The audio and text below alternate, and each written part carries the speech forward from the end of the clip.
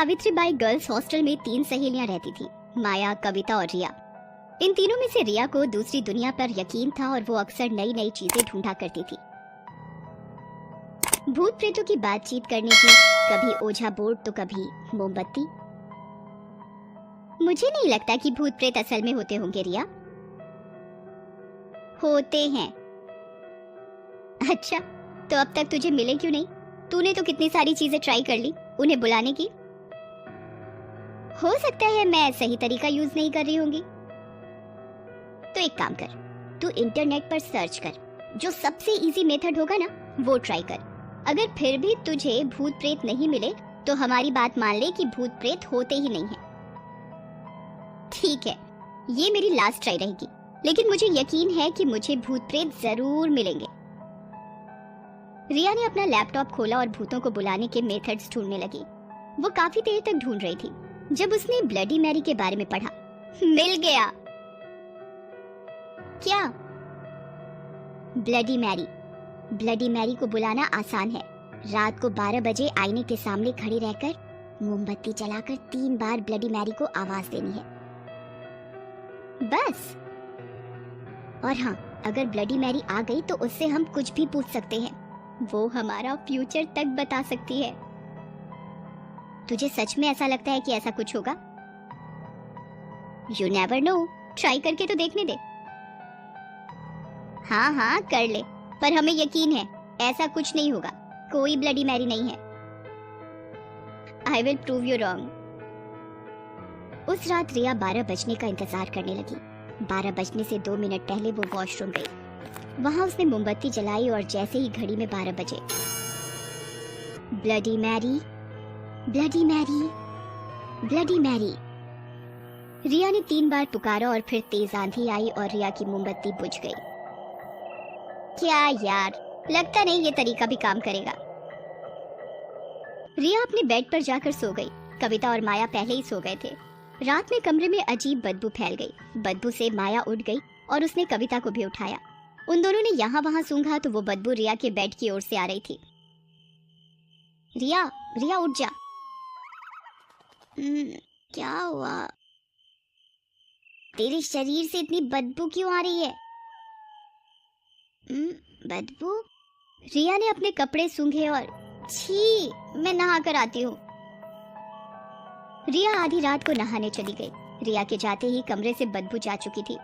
कुछ देर बाद रिया नहा कर आई और अपने बेड पर सो गई। उस रात उन तीनों के अलावा उस कमरे में कोई और भी था जिसे रिया ने बुलाया था। ब्लडी मैरी रिया के बेड के नीचे सोई थी। अगली सुबह जब रिया उठी तो उसका पूरा शरीर दुख रहा था। कल तेरे शरीर से अजीब बदबू क्यों आ रही थी? मुझे भी नहीं पता। और तेरी ब्लडी मैरी, उसका क्या हुआ? लगता है ब्लडी मैरी भी झूठ है। रिया के ऐसे बोलते ही खिड़की की कांच में दरार आ गई।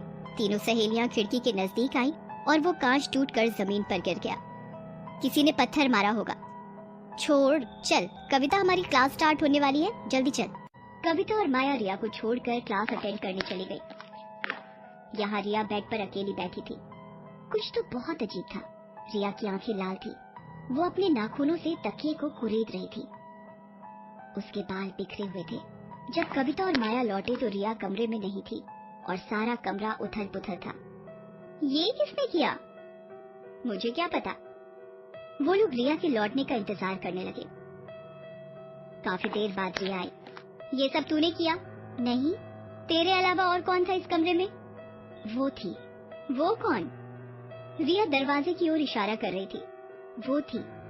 क्या वो कर रही है? नाम बोल। Bloody Mary.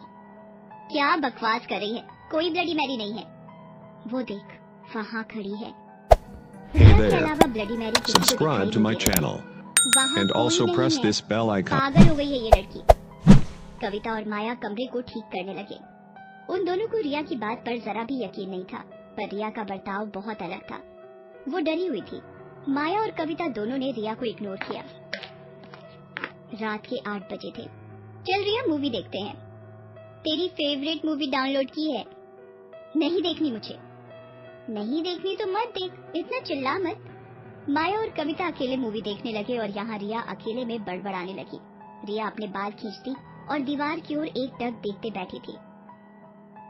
रात हुई और माया और कविता सो गईं, पर रिया जगी थी। उसकी आंखें लाल थी, वो अब भी दीवार को ताक रही थी। फिर अचानक वो उठी और चलते चलते दीवार पर चलने लगी। दीवार से होते हुए वो छत पर चलने लगी। अचानक माया की नींद खुली और रिया को छत पर चलता देख वो चिल्लाने लगी, कविता, कविता।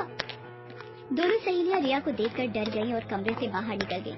रिया काफी समय तक दीवार और छत पर चलती रही। फिर रिया छत पर उल्टा चलते हुए बाहर आई और सीढ़ियां चढ़ने लगी। रिया! रिया पीछे घूमी और उसकी आंखें लाल थी। फिर रिया वापस ऊपर चलती रही। माया और कविता ने डरते हुए उसका पीछा किया। रिया टेरेस पर गई और उसने दरवाजा लॉक कर दिया। दरवाजा खोल रिया, रिया, रिया, दरवाजा खोल। दोनों सहेलियां दरवाजा खोलने की कोशिश करने लगी। सिक्योरिटी गार्ड भी उनके साथ कोशिश कर रहा था।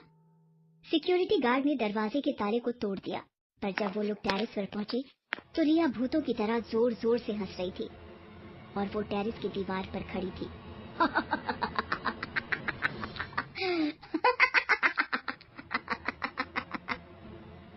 रिया, गिर जाएगी, तू नीचे उतर। प्लीज, प्लीज रिया।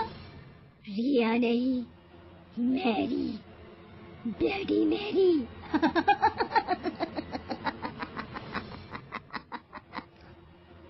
और बस इतना बोलकर रिया टेरेस से कूद गई। जमीन पर गिरते ही उसकी मौत हो गई और झट से उसके शरीर से ब्लडी मैरी का भूत बाहर निकला और वॉशरूम के उसी शीशे में घुस गया। शीशा टूट गया। उस रात ये तो साबित हो गया कि भूत प्रेत होते हैं, पर रिया को ये साबित करने के लिए बहुत बड़ी कीमत अदा करनी पड़ी। आज भी उस वॉशरूम में कोई नहीं जाता। कहते हैं उस वॉशरूम का शीशा ब्लडी मैरी की दुनिया का दरवाजा है।